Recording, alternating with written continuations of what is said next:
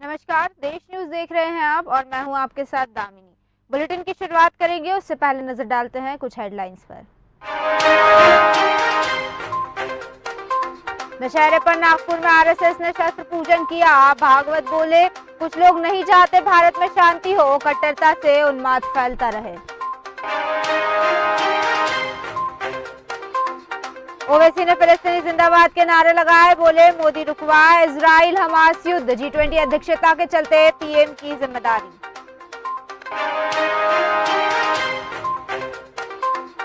बिहार में दुर्गा पंडाल में भगदड़, 3 की मौत, 20 घायल। गोपालगंज में 8 लोगों की हालत गंभीर।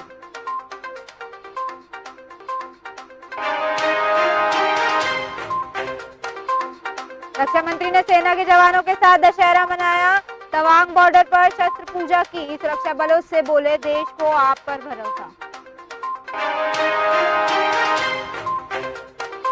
कुल्लू में इंटरनेशनल दशहरा उत्सव आज। भगवान रघुनाथ पर रथ खींचने उमड़ेंगे श्रद्धालु। 20 से ज्यादा देवी देवता पहुंचे।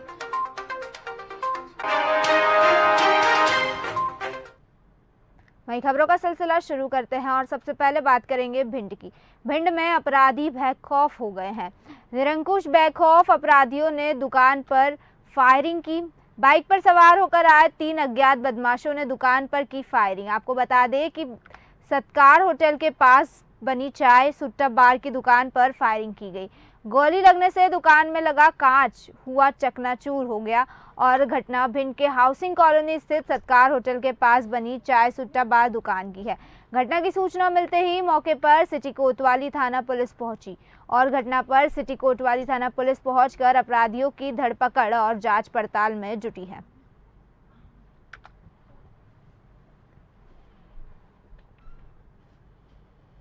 कोटद्वार में मुख्य सड़कों पर प्रतिबंधित क्षेत्र में आने जाने वाले भारी वाहन, ट्रकों और ट्रैक्टर ट्रॉलियों के आवागमन से जान माल को खतरा बन रहा है, जहां चालकों के विरुद्ध वरिष्ठ पुलिस अधीक्षक ने अभियान चलाया है और सड़कों पर अतिक्रमण करने व्यक्तियों को भी सख्त चेतावनी दी है।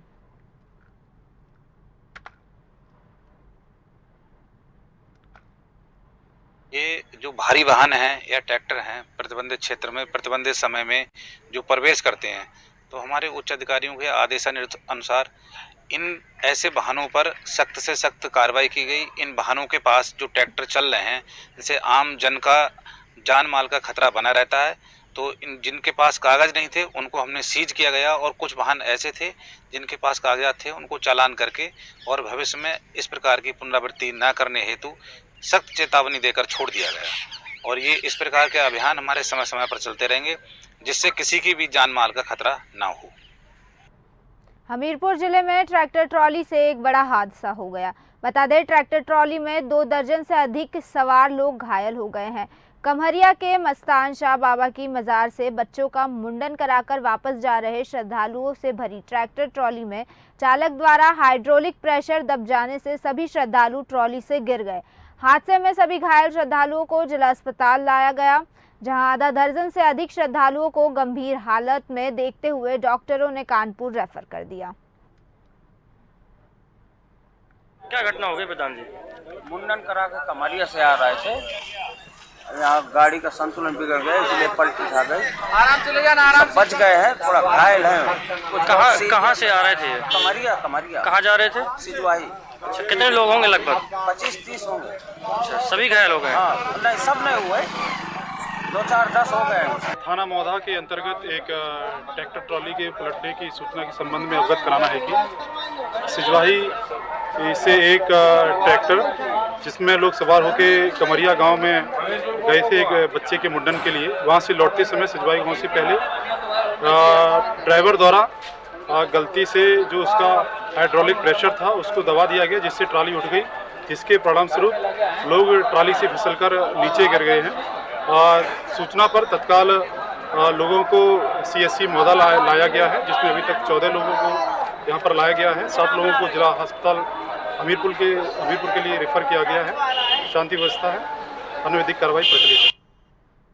कांग्रेस पार्टी की दूसरी सूची जारी होते ही असंतुष्ट कार्यकर्ताओं और उम्मीदवारों ने विरोध करना शुरू कर दिया है। बता दें, हुजूर विधानसभा से कांग्रेस प्रत्याशी नरेश ज्ञानचंदानी को मिले टिकट का विरोध शुरू हो रहा है। दरअसल पूर्व जनपद अध्यक्ष विष्णु विश्वकर्मा ने हुजूर टिकट पर कमलनाथ से पुनः विचार करने की मांग की है। विष्णु का कहना है कि हमने पूर्व मुख्यमंत्री कमलनाथ के बंगले पर 51 हनुमान चालीसा के पाठ का आयोजन किया है। हमारी बजरंगबली से यही विनती है कि इस संकट के समय सभी को हनुमान सद्बुद्धि प्रदान करें। मध्य प्रदेश के मुख्यमंत्री बनेंगे, क्योंकि कर्नाटक में भी हनुमान दद्दाजी महाराज की गदा चली थी, वहाँ पर सरकार बनी। यहाँ पर भी दद्दाजी महाराज की कृपा से ही सरकार बनेगी। और एक हनुमान भक्त की पीड़ा को समझे, टिकट को बदले, हम हुजूर विधानसभा को जीत के देंगे। अगर ऐसी चूक आपसे और कहीं भी हुई है तो वहाँ पर भी आप पुनर्विचार करें, क्योंकि हमें सरकार बनानी है। कांग्रेस के प्रत्येक कार्यकर्ता की एक आत्मीयता है कि आप मुख्यमंत्री बने, तो मानिए आप पुनर्विचार कर लें, हुजूर का टिकट बदल दें, हम हुजूर विधानसभा को जीत लेंगे। जय श्री राम। मैं माननीय कमलनाथ जी से भी अंदर मुलाकात करके आया था, उन्होंने कहा है कि देखते हैं, बाकी उनको कहीं जाना था तो वो जल्दी में निकल गए हैं। अब दद्दाजी महाराज उनको सद्बुद्धि देंगे, अभी समय है 1-2 दिन का। अगर इस पे विचार हो जाता है तो निश्चित तौर पर हम हुजूर विधानसभा जीतेंगे। दबंगों द्वारा किसान की जमीन पर जबरन कब्जा किया गया, खड़ी फसलों को नष्ट किया गया। आपको बता दें, डीएम-एसपी की शिकायत के बावजूद भी दबंग के हौसले बुलंद है। जमीनी विवाद का मामला कोर्ट में विचाराधीन होने के बाद भी भूमाफियों द्वारा कब्जा किया गया है। पीड़ित ने पहले से ही पुलिस और प्रशासन को शिकायत की, लेकिन कोई कार्रवाई नहीं हुई।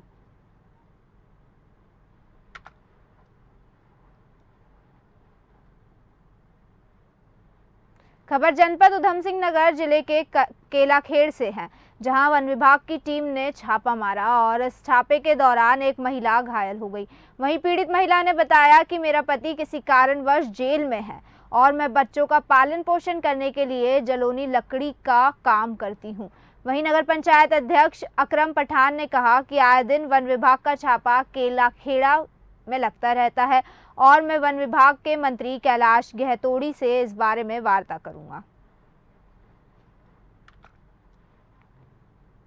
में मुझे जानकारी मिली अभी आधा 1 घंटे पहले, और ये महिला सरवरी नाम की यहाँ पर आई भी है।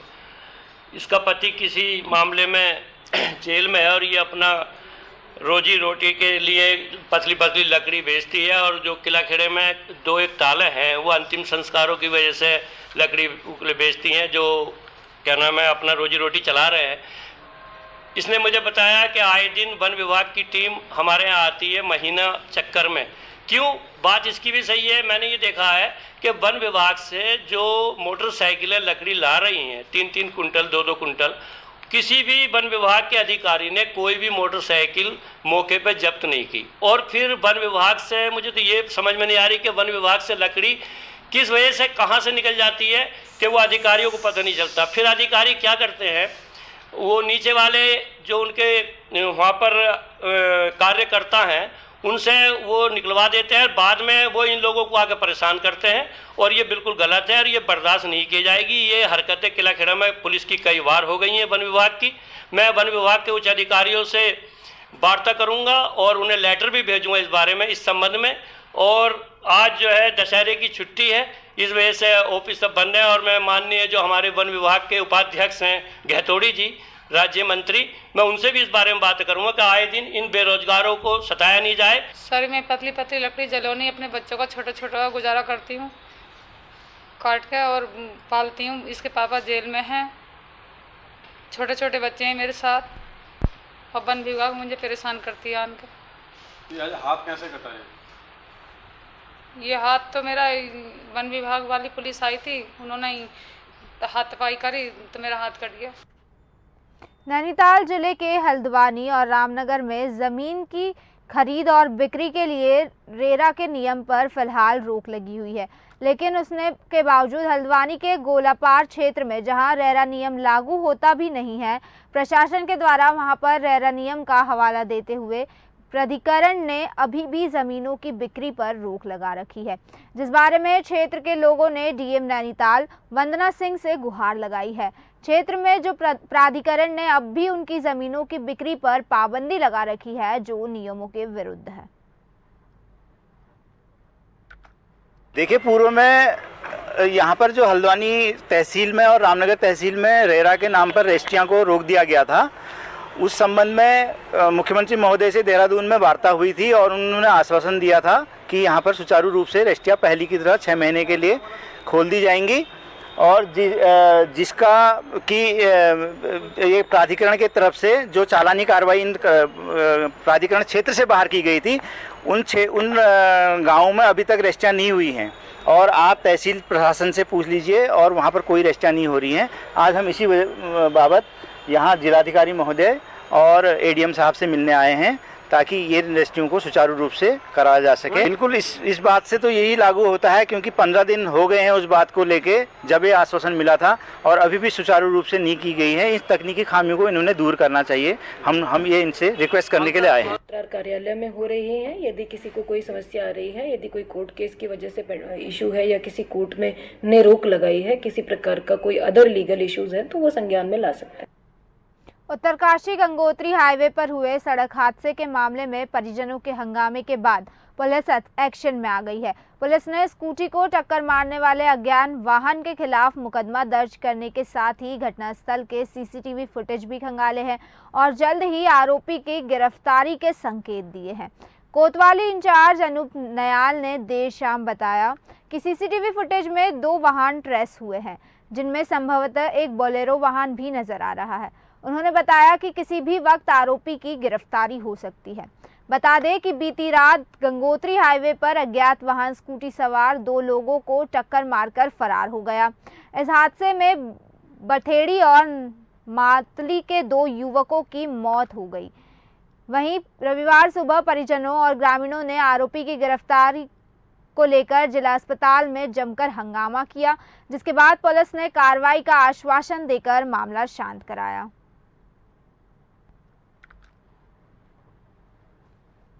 ये बहुत ही दुख भरी घटना है। मातली बड़ीती की जो है 2 लड़के इसमें मृत्यु हो चुकी है और 14 घंटे हो चुके हैं, अभी भी प्रशासन की तरफ से जो है अपराधी नहीं पकड़ा गया है। ये बहुत दुखद बात है और हम लोग हमारी मांग ये है कि जब तक ये अपराधी पकड़ा नहीं जाता है तब तक हम यहाँ से नहीं ले जाएंगे, तब अंतिम संस्कार नहीं किया जाएगा। और प्रशासन का रवैया बिल्कुल भी बहुत वो है निराशाजनक है, बिल्कुल सहयोग नहीं कर रहा है, पुलिस का बिल्कुल सहयोग नहीं हो रहा है। अभी तक इतना टाइम हो चुका है लेकिन अभी तक वो नहीं पकड़े गए हैं, तो हम यही चाहते हैं।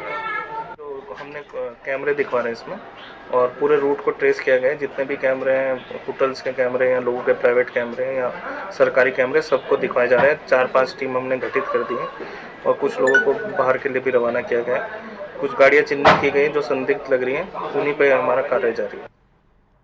विजयदशमी के पावन पर्व पर आज सुबह परंपरा अनुसार नगर में 4 स्थानों से आरएसएस का पथ संचालन निकला।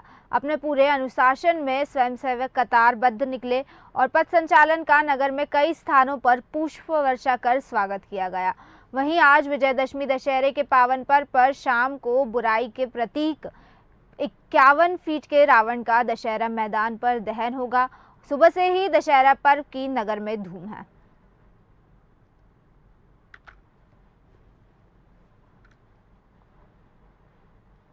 शारदीय नवरात्र का समापन हो चुका है और नवरात्र के 9वें दिन मां सिद्धिदात्री की पूजा की गई। बता दें, मां दुर्गा के मोक्ष और सिद्धि देने वाले स्वरूप को मां सिद्धिदात्री कहा जाता है। मान्यता है कि माता की पूजा करने से सभी कार्य सिद्ध हो जाते हैं और घर में धन धान्य की कमी नहीं होती। मां दुर्गा के स्वरूप की पूजा ऋषि मुनि, यक्ष, देव, दानव, साधक, किन्नर और गृहस्थ आश्रम में जीवन यापन करने वाले भक्त मां सिद्धिदात्री की पूजा अर्चना करते हैं। वहीं इस दिन कन्या पूजन भी किया गया। बता दें, एसएमएस हरिद्वार दुर्गा मंदिर में भक्तों का तांता लगा रहा। साथ ही भक्त अपने घरों में भी हवन यज्ञ कर कन्या पूजन किए। विधान इसका ये है कि लौंग चढ़ाते हैं, सुपारी चढ़ाते हैं, इलायची चढ़ाते हैं उन्हें और हवन सामग्री चढ़ाते हैं उन्हें और प्रसाद चढ़ाते हैं और माँ की चुन्नी भी चढ़ाते हैं और उनकी तस्वीर रख के उसकी पूजा करते हैं 9 दिन तक। और माता रानी से यही मांगते हैं, घर में घर फरा फुला रहे, मतलब हमारे परिवार सही से रहे, अच्छे से रहे और सुख शांति घर में दो। तो ऐसा है कि हम लोग मंदिर समिति वाले पूरे अपने क्षेत्र की सुख और शांति के लिए, है ना, नवरात्रि 9 दिन का ये व्रत होता है। डेली हमारे 8 से 9 बजे तक पूजा, फिर क्या कहते हैं, पूजा होती है, आरती होती है। कल अष्टमी था।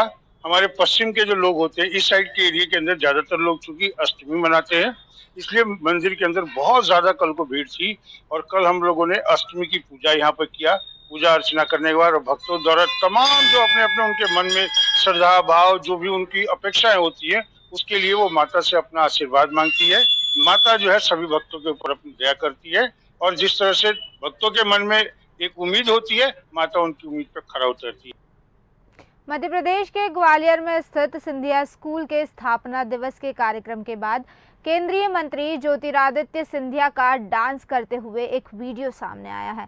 इस वीडियो में केंद्रीय मंत्री ज्योतिरादित्य सिंधिया कार्यक्रम के मंच पर छात्रों के साथ नाचते हुए नजर आ रहे हैं, जहां सिंधिया का ये अंदाज पहले कभी नहीं देखा होगा। बता दें कि इस आयोजन में पीएम मोदी भी शामिल हुए और उन्होंने सिंधिया स्कूल के इस आयोजन की खूब तारीफ भी की और विशेष तौर पर सिंधिया के इस डांस ने सभी के होश उड़ा दिए।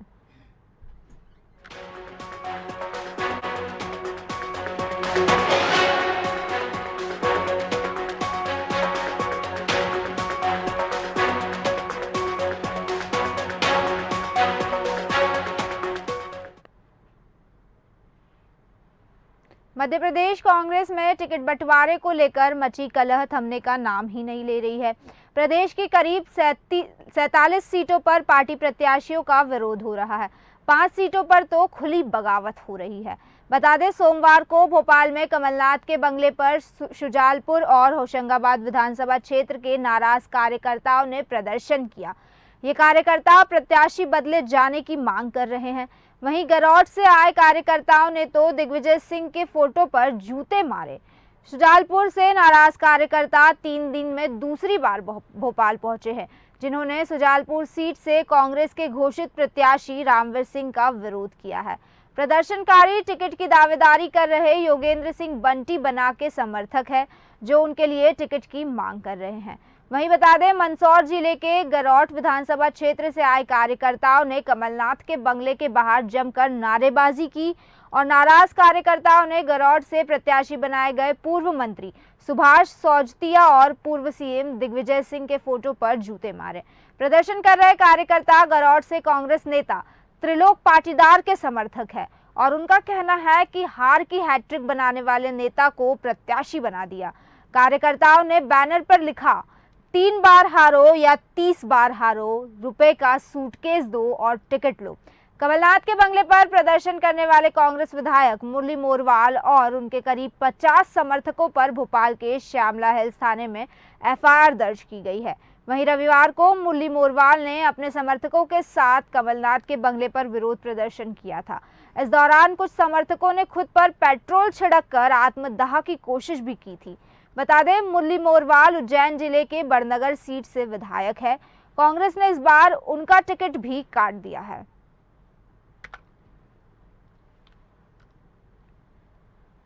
मध्य प्रदेश में कांग्रेस के प्रत्याशियों की घोषणा हो चुकी है और इस सूची में राजघरानों के नाम भी शामिल है। बता दें, मध्य प्रदेश में राज परिवारों का रुतबा और राजघरानों पर लोगों का भरोसा आज भी कायम है। मध्य प्रदेश में 2 राज परिवार सबसे ज्यादा चर्चित है। एक है ग्वालियर के सिंधिया परिवार और दूसरा राघोगढ़ के दिग्विजय सिंह का परिवार। आगामी चुनाव के मद्देनजर ये दोनों ही राज परिवार के ज्यादातर सदस्य चुनावी मैदान में उतर चुके हैं और तो और इन राज परिवारों की बहुएं भी जमकर चुनावी तैयारियों में जुट चुकी है। राघोगढ़ से जयवर्धन सिंह को प्रत्याशी बनाया गया है और चाचौड़ा विधानसभा से दिग्विजय सिंह के भाई लक्ष्मण सिंह के नाम पर मुहर लगी है और इस पर राघोगढ़ राजघराने की बहुएं अपने अपने पति के साथ मैदान में उतर चुकी है। ये पहला मौका है जब किले की छोटी रानी लक्ष्मण सिंह की पत्नी रूबिदा सिंह अपने पति लक्ष्मण सिंह के लिए प्रचार कर रही है और आम जनता से मिलकर महिलाएं और बुजुर्गों से अपने पति के लिए आशीर्वाद ले रही है। तो वहीं दूसरी ओर राघोगढ़ विधानसभा से जयवर्धन सिंह की पत्नी श्री जामव्या चुनाव प्रचार की भागदौड़ में लगी हुई है। बता दें, श्री जामिया अपने पति को जिताने के लिए जोरों शोरों से प्रचार में लगी हुई है। वो अपने पति के साथ दुर्गा पंडालों में जा रही है। इसके साथ ही वो उन इलाकों में भी जा रही है जहां उनके पति नहीं पहुंच पा रहे हैं। वहीं राघवगढ़ और चाचौड़ा की जनता भी राज परिवार को अपने बीच देख खुले दिल से उनका स्वागत करते नजर आ रही है।